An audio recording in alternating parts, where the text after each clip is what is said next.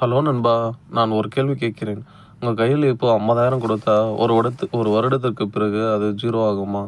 இல்ல 1,00,000 ஆகுமா? அவசரமா பதில் சொல்லாதீங்க.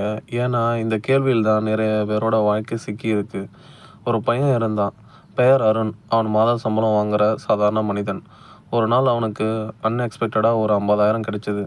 அவனுக்கு ரொம்ப சந்தோஷமா இருந்தது. மனசு உடனே பேச ஆரம்பிச்சது. "நீ ரொம்ப நாளா கஷ்டப்பட்டியே, ஒரு புதிய மொபைலை வாங்கு. சூப்பரான ஒரு ட்ரெஸ்ஸும் வாங்கு. நம்மளோட வெளியே போகலாம். வாழ்க்கை ஒரு தடவை தான்." அவனும் யோசிக்காமல் செலவு பண்ண ஆரம்பித்தான்.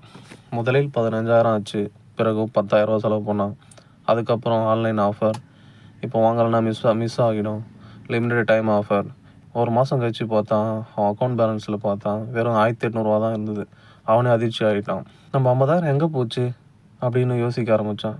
இப்போ நீங்களே ஒரு எக்ஸ்பெரிமெண்ட் பண்ணுங்கள். ஒரு பேப்பர் எடுங்க. நேற்று முதல் இன்று வரை தேவையில்லாமல் செலவு செய்தது என்னென்னு தெரியுதுங்க. டீ, ஸ்நாக்ஸ், ஆன்லைன் ஆர்டர், ரேண்டமாக செலவுகள். முடிவில் கூட்டி பாருங்கள். சின்ன சின்ன ஓட்டைகள் தான் பெரிய கப்பலையே மூழ்கடிக்கும். அதே 50,000 இன்னொரு நண்பனுக்கு கிடைச்சிது. ஆனால் அவன் ஒரு கேள்வி கேட்டான். இந்த பணம் என்னோட கையில் வந்திருக்கு. இதை நான் வேலை செய்ய வைக்க முடியுமா? அவன் எல்லாத்தையும் செலவு பண்ணலை. கொஞ்சம் சேமித்தான். கற்றுக்கொள்ள பயன்படுத்தினான். கொஞ்சம் வளரக்கூடிய விஷயத்தில் போட்டான். 6 மாதம் கழித்து அவனோட பணம் இன்னும் உயிரோடு இருந்தது.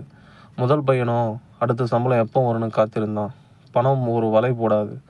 ஆசைதான் வலை போடும். நமக்கு தேவையில்லாததை தேவைன்னு காட்டும். அதில் விழுந்தால் பணம் வந்த வேகத்திலே போயிடும். அதனால் அடுத்த தடவை பணம் கைக்கு வந்தாலும் ஒரு கேள்வி மட்டும் கேளுங்க. இது செலவா இல்லை எதிர்காலத்துக்கான முடிவா? அந்த ஒரு கேள்வி உங்கள் வாழ்க்கையை மாற்றலாம். இந்த வீடியோ உங்களுக்கு பிடித்திருந்தால் லைக் பண்ணுங்கள், ஷேர் பண்ணுங்கள், மறக்காமல் சப்ஸ்கிரைப் பண்ணுங்கள்.